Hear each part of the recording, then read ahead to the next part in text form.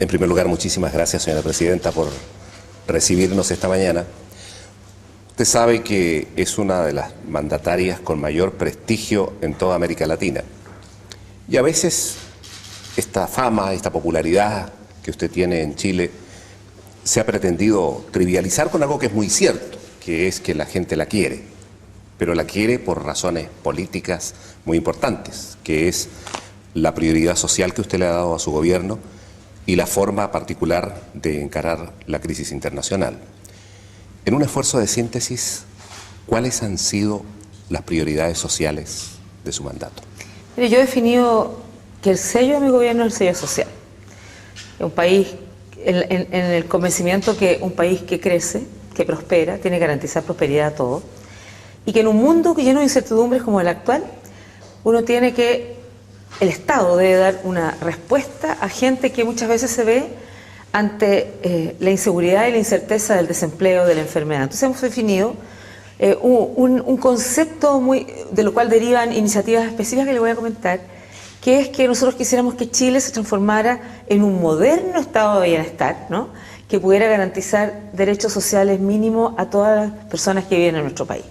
¿Y en qué se ha concretado esto específicamente?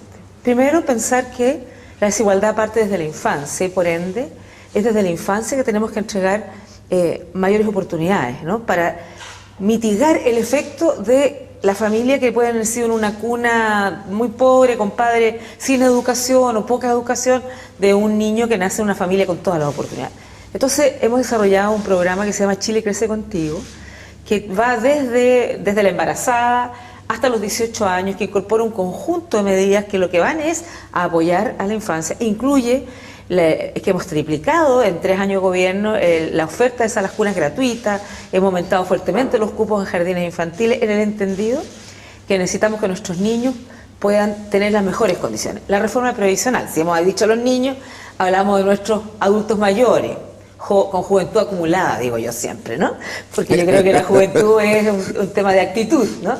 Y uno ve adultos mayores muy activos, muy entusiastas, participando en múltiples actividades. Hemos hecho una reforma previsional haciéndonos cargo de que lo que teníamos como sistema era insuficiente, que teníamos un conjunto muy importante de chilenas y chilenos que, a pesar de haber entregado al país mucho aporte, desde la construcción de las familias, el desarrollo de las familias, hasta aportes en distintas áreas, no tenían pensión. Y nosotros quisimos desterrar de Chile el llegar a ser viejo y estar en condiciones muy precarias. Y la reforma de la previsión incluye el concepto de garantías mínimas, como yo decía, ¿no?, con una pensión básica solidaria para cualquier persona que haya cumplido el requisito que en Chile se da, que son 65 años de edad, haya sido una dueña de casa o haya tenido trabajos con salarios escasos. Y así, en 4 años, ir mejorando las pensiones sustantivamente para que nunca más en nuestro país pueda haber personas de edad y que estén desamparados. Lo segundo, hemos tratado de corregir otra asimetría y otra desigualdad que había, que era con las mujeres. Porque las mujeres, en el sistema actual, como las mujeres vivimos más largo, se le cobraba, por decirlo así, una suerte de peaje. Entonces, cada vez que una mujer jubilaba y un hombre jubilaban con el mismo trabajo, con los mismos años, la mujer recibe una pensión más baja. Hemos hecho 2 cosas. Hemos resuelto esto a través de hacernos cargo de otro tema, que es decidir que la maternidad es un tema del conjunto de la sociedad. Y por tanto, a partir del 1 de julio de este año, vamos a dar un bono por hijo nacido vivo o adoptado, porque las mujeres trabajadoras han tenido que asumir el trabajo, pero además la familia. Y por tanto ahí vamos a lograr también que las pensiones sean equiparadas y, por otro lado, hacernos cargo como sociedad que los hijos de nuestros son hijos, es una responsabilidad de todos. Ya en política vivienda, nosotros, yo tenía conciencia de que es necesario tener más vivienda, porque en un momento, cuando recuperamos la democracia, había una enorme cantidad de campamentos, había mucha gente viviendo en condiciones muy precarias, allegada. Entonces se hizo una prioridad por la cantidad. Pero cuando yo asumo el gobierno, digo, ahora es momento de resolver a aquellos que no tienen, hacer desaparecer los campamentos completamente. Al 2010 ya no va a quedar ningún campamento en Chile, pero a la vez mejorar la calidad de las casas. Entonces iniciamos una nueva política habitacional con casas más grandes, de las viviendas sociales me refiero, con mejores condiciones técnicas de construcción, pero además para los sectores ya no tan vulnerables, para la clase media, otro programa espectacular que se llama el programa de protección al patrimonio familiar, donde las familias pueden mejorar casas que son más gente de clase media, pero que estaban deterioradas, o ampliar porque la familia le cambió, es decir, más calidad, ¿no? Más calidad, más dignidad. En salud hemos ido aumentando las enfermedades que tienen garantías y por los cuales el Estado tiene que asegurar que las atiende en un determinado tiempo, con bajo costo, en fin. Entonces yo le diría, todo esto no es una lista del supermercado, no son actividades así por separado. Por eso le decía, la concepción que está detrás es que queremos que Chile sea un moderno estado de bienestar que pueda garantizar derechos sociales básicos a todos sus ciudadanos. Obviamente, de acuerdo a sus posibilidades. Habrá países que pueden entregar más, otros países que pueden entregar menos, y en Chile, ¿sabe por qué no ha funcionado?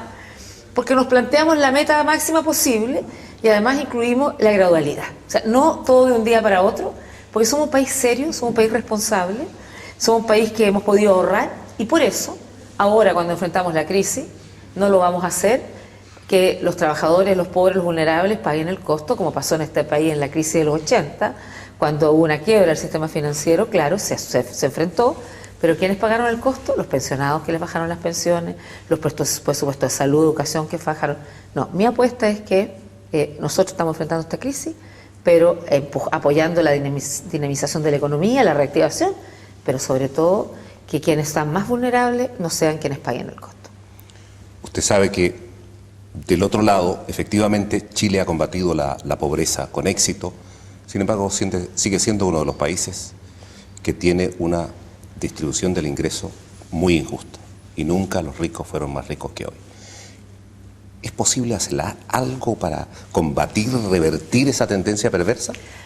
Yo diría que aquí hay dos elementos distintos. Por un lado, yo diría que en el mundo las tendencias son a las economías de escala.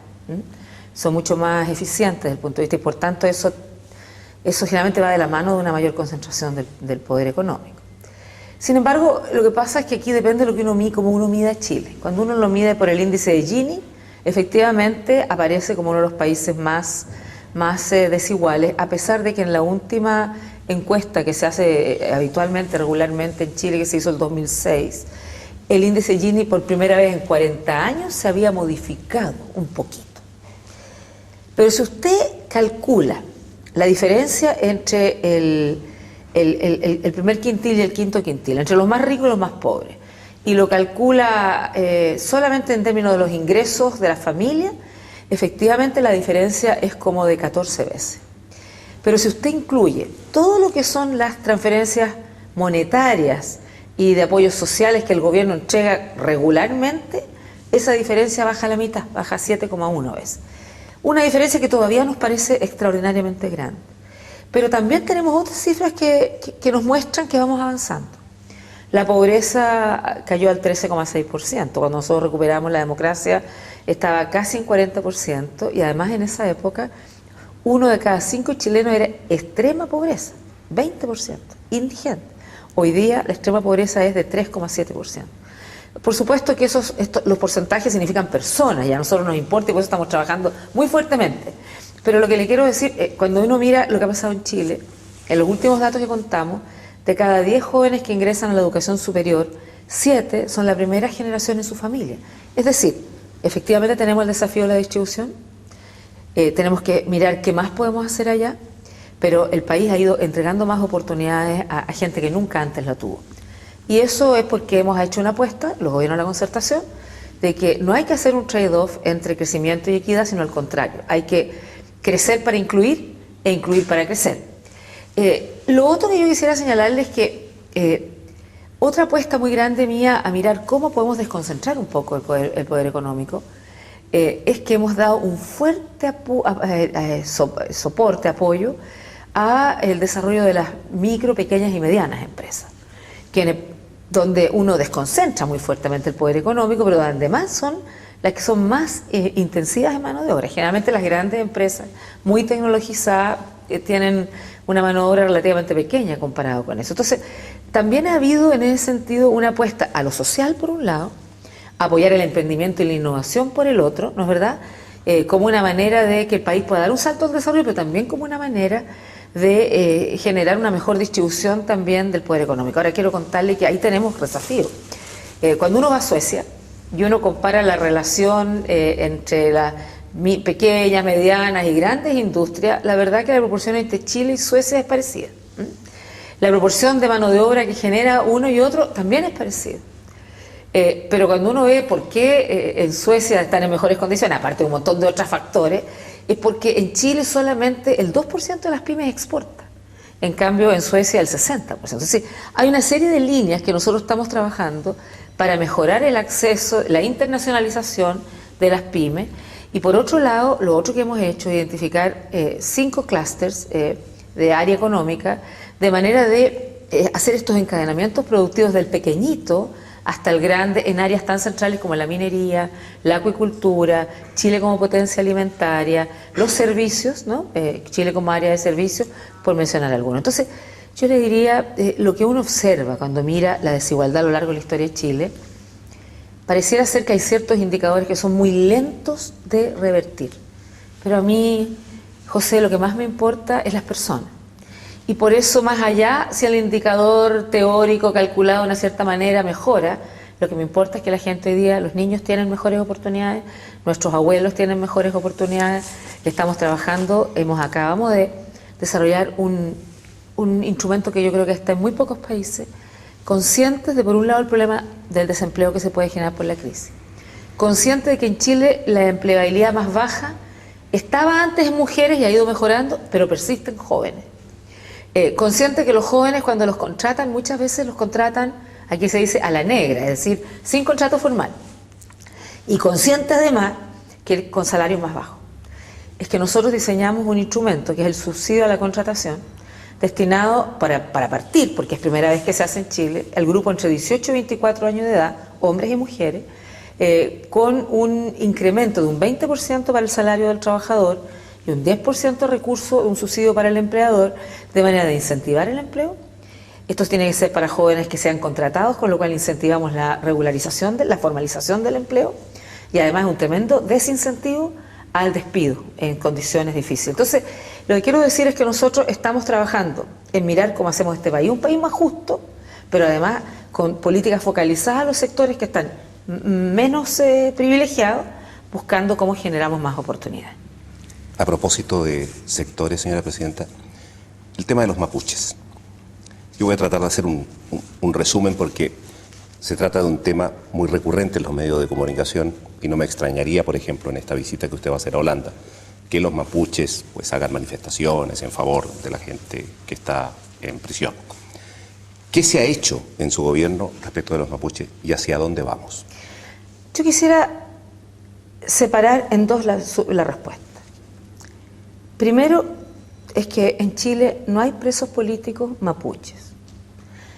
Aquí nadie está preso porque tenga una ideología determinada o porque tenga sea parte de una etnia originaria. Si en Chile una persona no mapuche quema la casa del vecino, va a la cárcel. Si en Chile una persona mapuche quema la casa del vecino, va a la cárcel y tiene derecho a la justicia. Porque estamos hablando de delitos, no estamos hablando de planteamientos legítimos, ¿no es verdad?, en forma pacífica, etc. Yo soy muy respetuosa de la realidad mapuche, y no solo mapuche, sino que de todos los pueblos originarios, desde un comienzo del gobierno, a propósito de un acuerdo que tomé como candidata en Puerto Saavedra, en Nueva Imperial, el acuerdo Nueva Imperial, hicimos una política de convocar a las comunidades para que las propias comunidades me señalaran a mí como presidente de la República cuáles eran sus problemas, qué necesidades tenían, etc. No llegar yo desde arriba y decirle, vamos a hacer esto. Estuvieron un año, porque ese fue el tiempo que ellos nos solicitaron discutiendo, planteando, proponiendo, y salieron de allí un conjunto muy importante de iniciativas, una de las cuales fue que establecimos por primera vez una política urbana mapuche, porque en Chile el 40% de los mapuches vive en la ciudad y no vive en la zona rural, y eso cada vez más incrementándose. Y no había una política para la gente que está en el campo, pero no había una política para el gran grupo de personas que viven en la ciudad. Bueno, desarrollamos una política urbana que tiene que ver con cómo somos capaces de que el pueblo mapuche que vive en las ciudades pueda continuar, por un lado, teniendo trabajo y oportunidades como cualquiera, pero a la vez capaz de mantener cierta identidad, mantener la lengua. Entonces creamos, entre otras cosas, jardines infantiles interculturales, ¿no es verdad?, para que los niños mapuche y no mapuche aprendieran el idioma, respeten la cultura, la tradición. Generamos, desde Salud me consta, porque lo hicimos cuando yo era ministra también, un programa hacia los pueblos originarios muy importante. Incluso diseñamos y construimos hospitales considerando la cosmovisión mapuche, porque antes se hacía con una visión occidental, ¿no? Entonces, se ha avanzado mucho en eso. Consciente de que el avance era aún lento, el año pasado nosotros lanzamos lo que se llama un nuevo tracto, Reconocer, ¿no? Reconocer la interculturalidad, que tiene aproximadamente 10 puntos, pero que van desde el hacernos cargo que para un mapuche, podría ser un Rapa Nui, podría ser una aymara, llegar a ciertos cargos de representación política no es sencillo. Y por lo tanto estamos preparando un proyecto de ley para enviar, de manera de mirar cómo garantizamos cierta acción afirmativa, por llamarlo así, ¿no? Está viendo si cuotas o qué, para que las etnias puedan estar bien representadas. Es verdad que hay alcaldes mapuche, hay un número importante, pero en el Parlamento yo creo que en este momento prácticamente no hay nadie representante de una etnia originaria. Las condiciones de competitividad son muy difíciles para ellos muchas veces. En lo productivo, ¿no? Una serie de iniciativas mejorando, entregando tierras comprometidas a 135 comunidades mapuche, entregando equipamiento, herramientas para que puedan realizar su desarrollo productivo.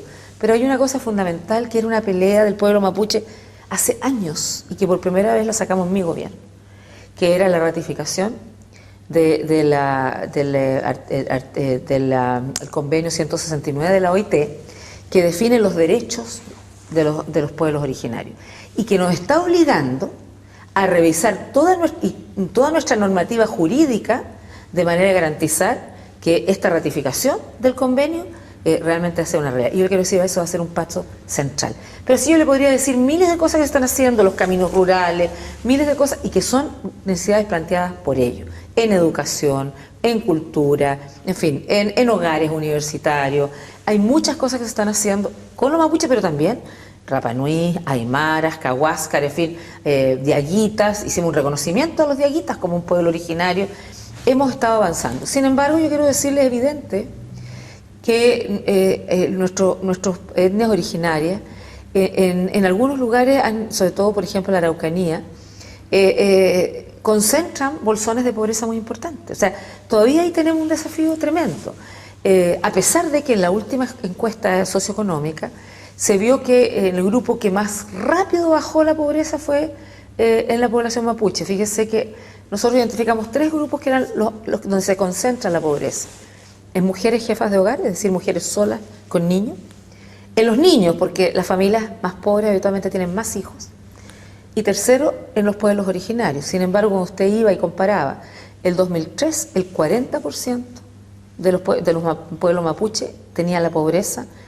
En el 2006 era el 20%. O sea, aquí ha habido acciones claras, focalizadas de prioridad, pero además resultados concretos. Pero yo soy una convencida que es un trabajo que requiere seguir trabajando con mucha fuerza para darle a nuestros pueblos originarios, por un lado, el acceso a todas las oportunidades que se merecen, pero por otro lado, permitirles que ellos puedan mantener su tradición, su cultura, y por otro, basada en un concepto que para mí es muy valioso y muy verdadero. Y es que yo soy una convencida que la diversidad en un país enriquece. Hay gente que la ve como una amenaza, yo encuentro que no, que al revés. Y eso se expresa en las etnias y los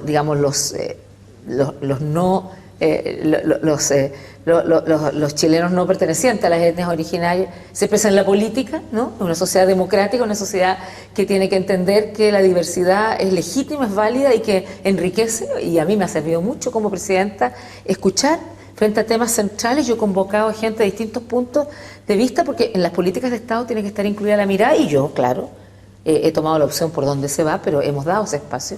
Entonces, para mí, yo soy una convencida que la diversidad es muy, muy importante en un país, pero siempre tiene que canalizarse por las vías democráticas y no violentas. Una breve mención al futuro inmediato del país, al futuro electoral. Michelle Bachelet tiene un respaldo político muy sólido, superior al 60%. ¿Cómo se transfiere eso al candidato de la Concertación? Con otras palabras, señora Presidenta, ¿usted va a tomar alguna actividad precisa, activa frente a las próximas elecciones?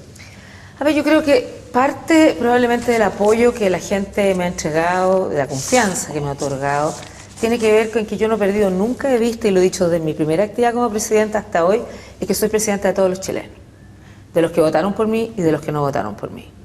Incluso yo siempre lo bromeo y les digo, no se preocupen, no les voy a preguntar quién votó por mí y quién no votó por mí. Yo trabajo para todos, ¿no? Porque para eso está uno aquí, ¿no? Ahora, es evidente que no es ninguna novedad que mi corazón está con la Concertación, es evidente, y que yo creo que ha sido una coalición muy exitosa, que ha mostrado capacidad de gobernabilidad y de progreso, las dos cosas, durante más de casi 20 años. Y por lo tanto nadie podría pretender que yo me considerara aséptica en términos de que yo soy una convencida que no da lo mismo quien gobierne, ¿no? Y por lo tanto yo sí creo que es bueno que gobierne quien pueda dar continuidad a todos los logros sociales, ¿no? Que pueda garantizar que el que esté en el medio de la política sea la gente. Y yo siento que mi mejor aporte a este país, en todas las dimensiones, es hacer un muy buen gobierno y seguir siendo la presidenta de todos los chilenos hasta el último día de mi mandato, ¿no? Y a eso me voy a dedicar, pero a ser la presidenta de todos los chilenos y a gobernar bien. Y yo soy convencida, y la gente podrá entender, quién efectivamente, si nosotros logramos avanzar en progreso, en bienestar, quién de los candidatos es el que representa esta manera, esta perspectiva de cómo se visualiza el futuro de Chile. Dos preguntas sobre su visita a Holanda. Primero, la importancia que su gobierno le da al derecho internacional. Usted sabe que La Haya es sede prácticamente del derecho internacional en el mundo. Y se lo pregunto, entre otras razones, porque usted sabe que está pendiente la ratificación de la Corte Penal Internacional por parte de Chile. Lo primero es que Chile fue uno de los impulsores de la Corte Penal Internacional durante el gobierno del presidente Lagos.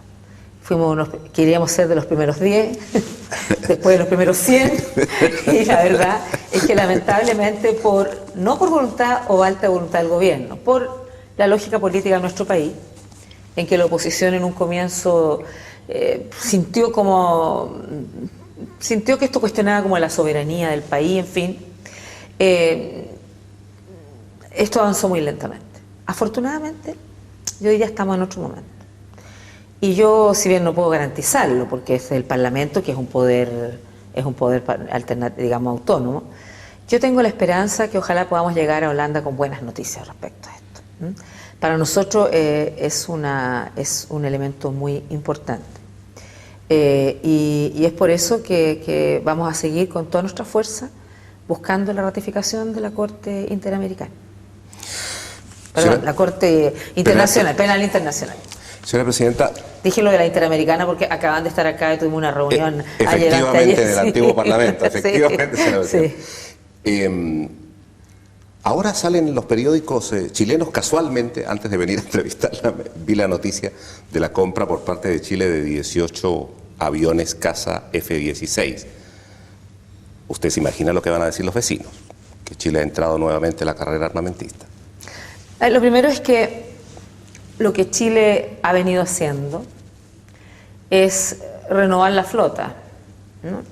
No es aumentar la flota, es decir, cuando lleguen los aviones, los F-16 holandeses, que son, digamos, no nuevos, son usados, pero me imagino reacondicionados, se va a dar de baja todos los F-5, aviones de combate que hoy día existen en el país. Entonces, y el sentido era, uno, que los otros son muy antiguos, y mucho costo operacional, ¿no es verdad? Un alto costo para la Fuerza Aérea. Y lo segundo, porque entonces se va a quedar con una sola línea y no con múltiples, que antes había Mirage, F-16, F-5, etcétera. Se va a quedar con una sola línea de aviones que son los F-16. Entonces la verdad es que yo creo que si Chile ha demostrado algo permanentemente, es que somos un país pacífico, que estamos tranquilos con nuestro statu quo, y que entendemos la defensa como un bien público, natural, pero que por el contrario nuestras Fuerzas Armadas están muy activamente participando en operaciones de paz en distintos lados, y vamos a continuar apoyando la paz mundial porque entendemos que eso es central. Y como vecinos queremos que a nuestros vecinos les vaya muy bien. Y eso es lo que hacemos, y lo he hecho como presidente, y lo he hecho como presidenta de UNASUR. He tenido un fuerte compromiso para que logremos avanzar en democracia, en paz en la región. Así que la verdad es que nadie debería tener ningún temor de ninguna naturaleza. Esto responde a una necesidad de modernización de la fuerza, de mayor eficiencia en el gasto, ¿no es verdad? Y era una buena oportunidad que se estaba conversando entre la Fuerza Aérea, entre las dos fuerzas aéreas. A propósito de los vecinos, durante su gobierno, efectivamente, usted ha tenido relaciones privilegiadas con los gobiernos de Perú y de Bolivia, incluso de gran afinidad personal con los mandatarios. Sin embargo, la presentación de este diferendo por parte de Perú ante la Corte Internacional de La Haya, ¿no piensa usted que va a afectar de una u otra manera las relaciones en un juicio que se va a prolongar por lo menos por un lustro? Lo primero que yo quiero decir, que quiero reiterar lo que decía hace un segundo. Yo creo que lo mejor que le puede pasar a Chile es que a nuestros vecinos les vaya bien. Y así hemos estado trabajando. Lo segundo es que yo tengo muy buenas relaciones personales con todos los jefes de Estado o jefas de Estado y de gobierno, en el entendido que cuando uno es capaz de desarrollar niveles de confianza con el otro, en términos de entender que las cosas se pueden hablar abiertamente, tanto los consensos como los disensos, ¿no? Es útil, pero los presidentes siempre somos representantes de nuestro Estado, de nuestro país, y por tanto lo que siempre va a velar y va a estar en el medio de la relación con otro es el interés del país, porque es lo que uno representa, pero siempre buscando soluciones a problemas que pudieran existir. En el caso concreto que usted me señala, es evidente que cuando el presidente García vino acá como presidente electo, yo diría que la intención era, miremos al futuro. Aquí Chile ha hecho un buen desarrollo económico, él incluso bromeó y dijo pública y privadamente, quiero ganarle a Chile, nosotros queremos aprender de la experiencia chilena porque el país necesita desarrollarse, necesita crecer. Nosotros le dijimos espléndido, yo creo que esto es parte de una relación normal entre y él ha motivado a empresarios chilenos que han ido a invertir y está muy bien, su tarea cumple, digamos, ¿no? Pero es evidente que para Chile, porque Chile está preocupado del presente y del futuro, no está rehén de la historia, si me permite, ¿ya? Nosotros creemos que hay tratados claros, que están vigentes, tenemos una postura muy clara en este respecto. Y por cierto que la presentación de la demanda ante la Haya y con las presunciones ahí planteadas por el gobierno del Perú, obviamente que fueron recibidas, digamos, de alguna manera es evidente que las relaciones tienden a enfriarse un poco. Es por eso que yo he hablado siempre de que nuestro desafío es, más allá del curso que tome todo el tema en La Haya, es que tenemos el desafío de tener una relación inteligente con el Perú, ¿no? Inteligente en el sentido de decir, mire, somos vecinos, vamos a ser siempre vecinos, yo quiero que a ellos les vaya bien, porque el pueblo peruano merece vivir en buenas condiciones, en fin, y por tanto veamos, identifiquemos en qué áreas nosotros podemos trabajar que vaya en beneficio y en el interés de los dos gobiernos y de los dos pueblos. Y en ese sentido es que hay un área muy clara de que hemos identificado, hay otras áreas también, que es todo el área del intercambio comercial. Chile ratificó el acuerdo económico con el Perú también lo hizo. Estamos en un intercambio comercial, empresarial importante, y habrá otras áreas en que podrá seguirse avanzando. Hay relaciones entre nuestras Fuerzas Armadas, hay relaciones culturales, en fin. Lo que sí sucede es que las cosas no se pueden ni apurar ni forzar, y por tanto yo diría la voluntad que hemos ratificado con el presidente Alan García en la Cumbre de las Américas, que tuvimos una reunión bilateral, fue que más allá de, evidentemente, que fue sentido con dolor, sin alegría, ¿no?, la presentación por el Perú de La Haya, la verdad es que entendemos que aquí hay que seguir desarrollando una relación inteligente que vaya en provecho de nuestros pueblos. Para preguntarle sobre el tema de Bolivia, voy a ponerme en el lado crítico del gobierno de Chile. Y es que los críticos a la postura chilena dicen más o menos lo siguiente, señora Presidenta. Chile lo que ha hecho durante más de 100 años es de vez en cuando crear diálogos muy positivos, pero que no conducen a ninguna parte. Lo primero que yo quiero decir es que los críticos critican, es su tarea. Los gobernantes lo que tenemos que hacer es buscar soluciones a los temas y buscar cómo avanzamos. En esta misma línea que yo le decía, que lo mejor que le puede pasar a Chile es que a Bolivia, a Perú, a Argentina le vaya muy bien. Y a todos los demás también, no solo a los vecinales.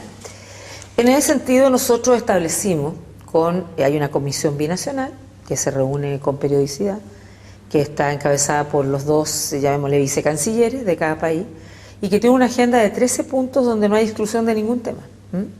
Y se avanza en la misma lógica que yo le decía, se avanza más rápido en algunos temas donde hay con mayores condiciones para avanzar, y en otros se avanza con la velocidad posible. Pero yo creo que en el caso, y no me corresponde a mí colocar palabras en la boca del presidente Morales, pero él ha señalado públicamente de que él reconoce en la relación que nosotros hemos desarrollado como presidente una muy buena voluntad de avanzar en una serie de áreas importantes. Y voy a dar un solo ejemplo.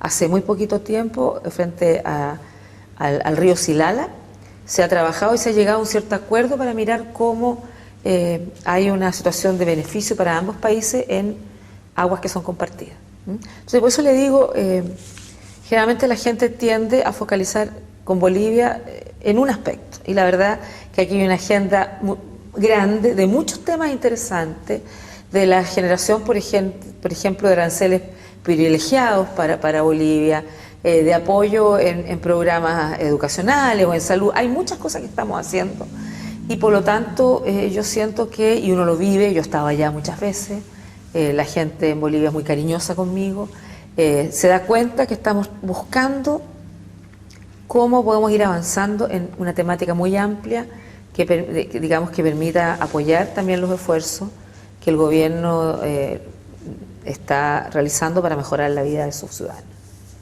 Señora Presidenta, mencionaba usted recién la Cumbre de las Américas. Dos cosas sobre este tema. ¿Cambian, más allá del excelente discurso, tono e intención del presidente Obama, cambian a su juicio realmente las relaciones entre Estados Unidos y América Latina? Fíjese que yo creo que el sentimiento y el clima de la cumbre fue el de esperanza. Esperanza.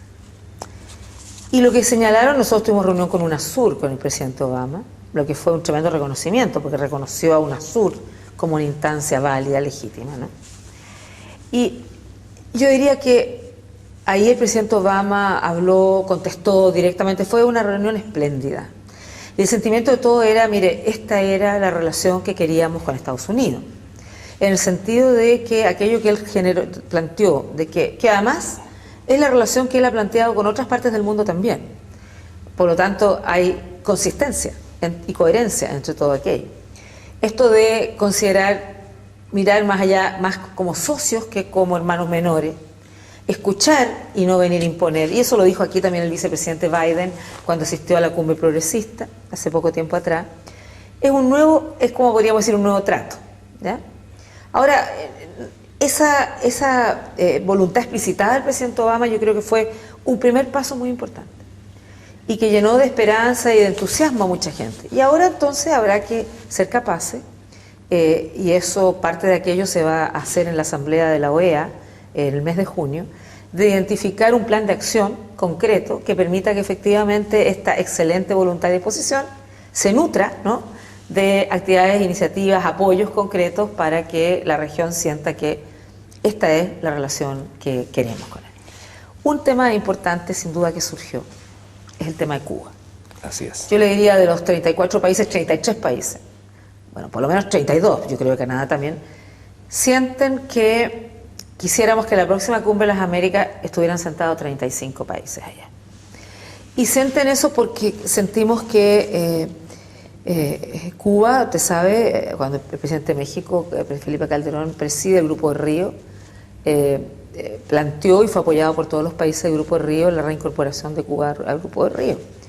Nosotros sentimos que ciertas decisiones que en su momento se tomaron, producto de la Guerra Fría, porque mire, en la América Latina hubo dictaduras tremendas, nadie nunca expulsó a ninguno de esos países de OEA. Es decir, uno hoy día lo mira retrospectivamente y podría decir quien era calificado mal, pero era de derecha, ¿ah?, o garantizaba un cierto paradigma, no era expulsado, ¿no? Pero quien garantizaba el otro polo del mundo o tenía vinculación era expulsado. Entonces, la verdad es que si aquí se acabó la Guerra Fría tiene que acabarse de todas maneras.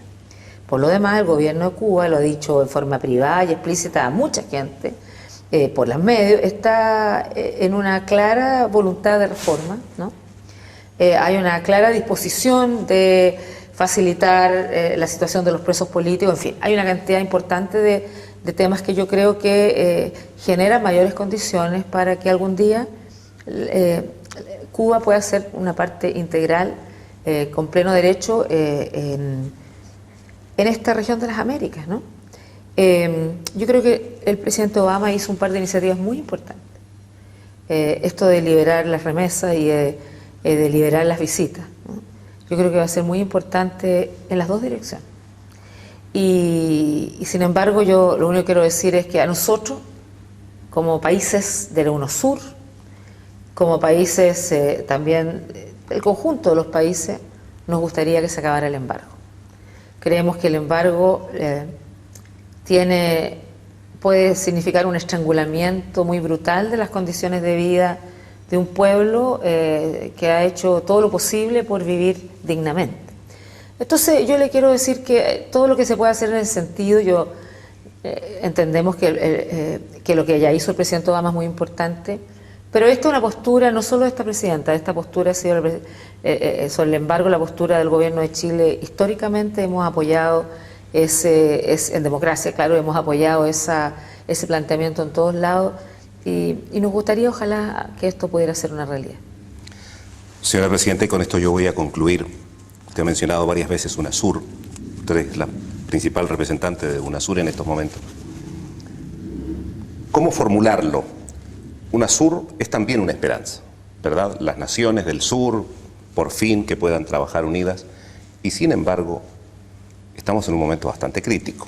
Hay diferencias serias entre países que, para decirlo derechamente, obstaculizan una mayor coordinación de carácter regional. ¿Cómo salir del pesimismo y de la fragmentación?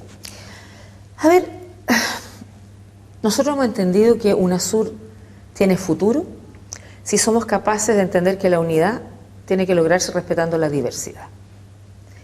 Y así como nos encanta escuchar al presidente Obama que dice yo no vengo a imponer, aquí la unidad se tiene que dar porque nadie imponga recetas a otros, ¿no? Sino que cada país tiene sus tradiciones, tiene su desarrollo económico, su desarrollo político, tiene una cierta fortaleza o no de las instituciones, en fin, cada país tiene un elemento distinto. Y eso lo entendemos. Entendemos la voluntad de los gobernantes de tomar decisiones que pueden ser diferentes de un lugar a otro. Ahora, ¿qué hemos hecho entonces? Mirar cómo podemos avanzar en todo aquello que nos une e ir analizando y planteando todo aquello que podamos tener diferencia. Y fíjese que UNASUR, en menos de un año de constitución, una vez aprobado por los presidentes de los tratados de constitutivos del UNASUR, están ahora en proceso de ratificación por los parlamentos. ¿Qué hemos hecho? Hemos avanzado, tenemos trabajo en áreas muy importantes, en el ámbito energético, en el ámbito de infraestructura. Y dos avances concretos. Acabamos de conformar con planes de acción el Consejo de Salud Sudamericano. Se han reunido aquí hace un par de semanas todos los ministros y se han establecido trabajos, planes de acción, metas, y un Consejo de Defensa Sudamericano, un área muy, muy difícil. Sin embargo, también se ha querido avanzar en esa línea. Y se sigue trabajando en cohesión social, en educación, en varios de estos temas. Pero también en lo político, que muchas veces es lo más complejo. Tuvimos acá el encuentro de Santiago, donde sacamos la Declaración de la Moneda, donde UNASUR unánimemente respaldó, o más bien rechazó, el intento de quiebre democrático en Bolivia. Pero no solo sacó una declaración, sino que generamos dos instancias. Una comisión que lideró, yo nombré en mi representación a un ex canciller chileno, Juan Gabriel Valdés, que estuvo en Bolivia, trabajó. ¿Y cuál es nuestra tarea? Generar condiciones para que el diálogo entre el gobierno y la oposición pudiera generarse y pudiéramos evitar un quebrantamiento de la paz y de la democracia. Y también mandamos una comisión de expertos juristas y en derechos humanos a la ciudad de Pando, donde había habido una masacre de un conjunto muy importante de campesinos. Entonces yo le diría, no solo fue discursivo, fue un apoyo, un acompañamiento, ¿no? Que es lo que competía junto con la OEA, que estaba ahí, la Unión Europea, en fin, y se logró que se apoyaran todas las condiciones para que de esa se generara un acuerdo, ¿no?, de cómo seguir desarrollando, en este caso era todo el tema constituyente, en fin. Entonces yo le diría que UNASUR ha tenido un rol muy activo. Me ha tocado a mí en mi presidencia, ya luego traspasaré el mando al presidente Rafael Correa, porque esto es rotatorio por un año. Pero yo le quiero decir, lo mismo que le señalaba frente a otros temas, es que hay que tener paciencia, constancia, porque por lo demás uno ve hoy día que la Unión Europea le tomó más de 50 años desde el acuerdo de Maastricht a que realmente lograra lo que lograra, y que aún hoy día, frente a determinados temas, los países de repente deciden libertad de acción, ¿no? Y uno ve que algunos adoptan la moneda, otros adoptan ciertos acuerdos. Entonces, nunca uno puede entender que la unidad se puede dar bajo una homogeneidad completa. Es evidente que hay miradas distintas, opciones distintas, pero eso está dentro de la democracia y de la diversidad. Y bueno, y se dan discusiones interesantes en el contexto de UNASUR, pero se avanza en todo lo que podamos avanzar. Y yo siento que esa es la única manera como las instituciones pueden perdurar, porque de lo contrario, si uno pasa acuerdos por sobre los otros, los miembros empiezan a salir y ya deja de tener. Pero yo le quiero decir, en lo que hemos avanzado, UNASUR ha adquirido una legitimidad importante. Yo soy una convencida, y lo entendían además los padres fundadores de las patrias nuestras latinoamericanas, la verdad, de que la integración es esencial, pero hoy día es cada vez más claro. Así como vemos que frente a la crisis económica y financiera, las respuestas aisladas de los gobiernos no son suficientes, se requiere una respuesta global, coordinada. Lo mismo pasa al enfrentar cualquier problema en la región. En la América del Sur el tema energético no lo puede resolver cada país por separado, porque cuando uno suma todas las capacidades es más que suficiente. Pero así como la distribución de los ingresos de nuestra región, también está distribuido asimétricamente las fuentes energéticas. Entonces, nosotros hemos entendido eso, que es la integración la que nos va a llevar a que en el conjunto de los sudamericanos podamos ofrecer mejores condiciones de vida para ellos. El trabajo es arduo, el trabajo a veces es lento, a veces se avanza más rápido, otras veces se avanza más lento, pero lo importante es que tenemos ese norte, el norte de la integración, entendiendo la unidad con el respeto a la diversidad. Señora Presidenta. O sea, yo soy un optimista. Señora Presidenta, muchísimas gracias por esta entrevista.